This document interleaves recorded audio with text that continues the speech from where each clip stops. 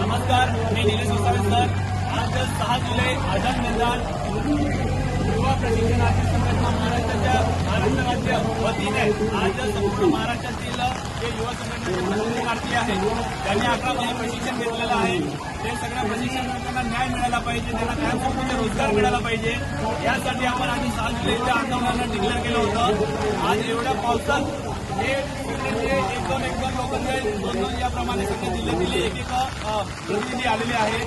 बरेच असे प्रशिक्षणार्थी आहेत ते पावसामुळे त्यांची ट्रेन अडकलेली आहे किंवा मुंबईमध्ये हाय अलर्ट आहे म्हणून ते येऊ शकले नाही. बरोबर, काही ठिकाणी ट्रॅफिक लागलेली म्हणून मुलं पोहोचू शकले नाही. आणि मी बरेच असे प्रशिक्षणार्थी आहेत त्यांचे कॉल आले, त्यांनी सुचवलं की इथलं पावसाचे वातावरण हे अतितीव्र म्हणजे जास्तीत जास्त पाऊस इथं चालू आहे, तर एक प्रशिक्षणार्थ्यांना इजा होईल अशी तरी भूमिका तसे निर्णय कारणे घेऊन मुलांना रिटर्न केले आपण. पण जे इथे आझाद मैदानाला पोहोचून गेले होते जे प्रशिक्षणार्थी त्यांना घेऊन आम्ही आंदोलन ते मागे घेतलं नाही, कारण की आझाद मैदानावर संपूर्ण ठिकाणी त्यांनी निवेदन दिले होते. सगळ्यांचे आंदोलन चालू आहे. तर आपल्या युवा प्रशिक्षणार्थी संघटनेच्या वतीने जे आंदोलन डिक्लेअर केलं होतं, आतापर्यंत महाराष्ट्रात युवा प्रशिक्षणार्थ्यांना न्याय नाही भेटलाय, तर हे आंदोलन मागे घ्यायला पाहिजे होतं का? पाऊस असते की हिवाळा असतो की उन्हाळा असतो, जोपर्यंत न्याय भेटत नाही तोपर्यंत युवा प्रशिक्षणार्थी संघटना ही प्रशिक्षणार्थी न्याय मिळेपर्यंत लढणार आणि शेवटपर्यंत लढणार. या भऱ्या पावसात जे घरी बसलेले ते प्रशिक्षणार्थी जे येऊ शकले नाही, काही जे लोक जात पोचून आले नाहीत, हे जे लोक लढत आहे हे आपल्यासाठी लढत आहे. 2 टायमाचं जेवण भेटायला पाहिजे, एक सन्मानपूर्वक एक झोप भेटायला पाहिजे, यासाठी लढत आहे. आज आम्ही आझाद मैदानची परिस्थिती बघितली आणि तिथे जे परमनंट शिक्षक आहे ते जुनी पेन्शनसाठी भीक मागू राहिलेले आहेत. तर आपल्या प्रशिक्षणार्थ्यांना रोजगारच भेटला नाही तरीपर्यंत ते घरी बसलेले आहेत. वय मात्र त्यांचे 60 झालेले आहेत, तरी ते आजपर्यंत आझाद मैदान सोडत नाही. आपण 25 ते 30 वर्षाचे आपण प्रशिक्षणार्थी ते आझाद मैदान सोडून बसलेले आहेत. खंत वाटते अशा गोष्टीची की जे पावसाला घाबरताना व इतर गोष्टीला घाबरून घरी बसून राहतात. 1,34,000 आझाद मैदानावर आले तर 100% न्याय मिळू शकतो की नाही? न्याय मिळू शकतो. आणि यांना पण रोजगार पाहिजे आहे, सगळ्यांना रोजगार पाहिजे आहे. म्हणून हे मुलं पावसाळा मेळा बघत नाही आणि येत असतात. हे महिला बघा, हे 2 महिला या आंदोलनात आल्या आहेत, यांची किती तळमळ आहे, एक पण आंदोलन सुटत नाही. हे जळगाव सबेरा मॅडम आणि संबंधित मॅडम, तर यांना रोजगार पाहिजे, आपला परिवार चालवते, या सगळ्या गोष्टी असून सगळ्या परिवाराचे ताण असून मुली असून महिला असून तरी ते आझाद मैदान काढतात. तर येणाऱ्या काळामध्ये जर या आंदोलनाचा रिझल्ट आला नाही किंवा काही जो निकष आला तो आपल्यासोबत देण्यातच येणार. पण जो पण निकष येईल प्रशिक्षणार्थी मागे सरकत नाही. सरकतात का? किती अलर्ट राहू, हाय अलर्ट राहून तरी आम्ही आंदोलन करणार, रोजगार मिळेपर्यंत करणार की नाही? युवा प्रशिक्षणार्थ्यांचा जोपर्यंत रोजगार भेटत नाही तोपर्यंत माघार घेणार का आपण? देवेंद्र फडणवीस साहेबांनी आम्हाला रोजगार द्यावा की नाही?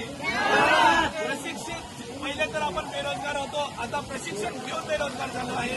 हे आश्वासन जे मंत्र्यांनी आपल्याला दिले होते ते आश्वासन युवा प्रशिक्षणार्थी संघटनेच्या वतीने आम्ही जे आपल्याला निवेदन पारित केले आहे की संपूर्ण महाराष्ट्रामध्ये जे जे कंत्राटी तत्वाचे रिक्त पद असेल सगळ्या आस्थापनाच्या, त्या आस्थापनाच्या पहिलं प्राधान्य कोणाला द्यावं? प्रशिक्षणार्थ्यांना. रिक्त पद नाही आहे असं नाही, प्रत्येक डिपार्टमेंटचे रिक्त पद आहे आणि त्या डिपार्टमेंटवर कंत्राटी तत्वाची नियुक्ती संबंधित प्रशिक्षणार्थ्यांनी ज्या ज्या आस्थापनामध्ये ट्रेनिंग घेतलेली आहे या ट्रेनिंग घेतलेल्या त्याच आस्थापनाला प्रशिक्षणार्थ्यांना कायमस्वरूपी रोजगार मिळावा की नाही? त्यासाठी आम्ही हे 11 महिने आंदोलन केले आणि यापुढे जोपर्यंत न्याय भेटणार नाही तोपर्यंत आंदोलन करणार की नाही? तर आम्ही जे आवाहन करत आहे सध्याच्या स्थितीमध्ये येणाऱ्या काळात जर पुन्हा आंदोलन झालं तर मी पुन्हा सांगतो, आम्ही मागे सरकणारे लोक आहेत का? जोपर्यंत न्याय भेटत नाही प्रशिक्षणार्थ्यांना तोपर्यंत हा लढा जाहीर राहणार की नाही? आता एक जळगावहून सबेरा मॅडम आलेले आहेत, तर इथली जी परिस्थिती आहे परिस्थितीनुसार 2 शब्द बोलतील. सर्व माझ्या प्रशिक्षण बांधव आणि बहिणींना एवढंच म्हणणं आहे माझं. आज ही परिस्थिती अशी आहे की पाऊस आहे, कुठलाही विश्रांती घेत नाहीये. त्याच्यामध्ये आपले बाकीचे प्रशिक्षणार्थी जे इच्छुक होते ते राहून गेले, कुठेतरी अडकून गेले, ते बाकीचे कॅन्सल झाले, त्याच्यामुळे ते येऊ शकले नाही. पण तुम्ही बाकीचे जे येणारे होते ते इथले होते, त्यांनी यायची गरज होती. आम्ही फक्त त्यांच्यासाठीच लढतोय, आमच्यासाठीच लढतोय हे कोणाला वाटलं नाही. आज हे 60 वर्षाच्या वरती त्यांची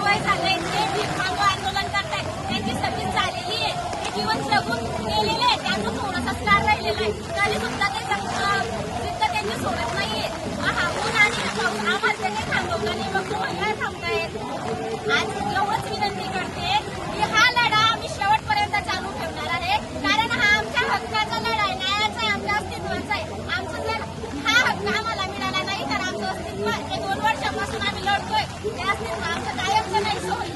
प्रत्येक जण काम करतो, कुठलंही पोट भरून घेतो 2 घरी जाऊन, पण जो माणूस स्वतःसाठी लढला नाही तो माणूस त्या प्राण्याच्याही जातीतून खाली उतरतो. हे तुमच्यावर डिपेंड करतं, तुम्ही जिवंत आहात का मेलेले आहात.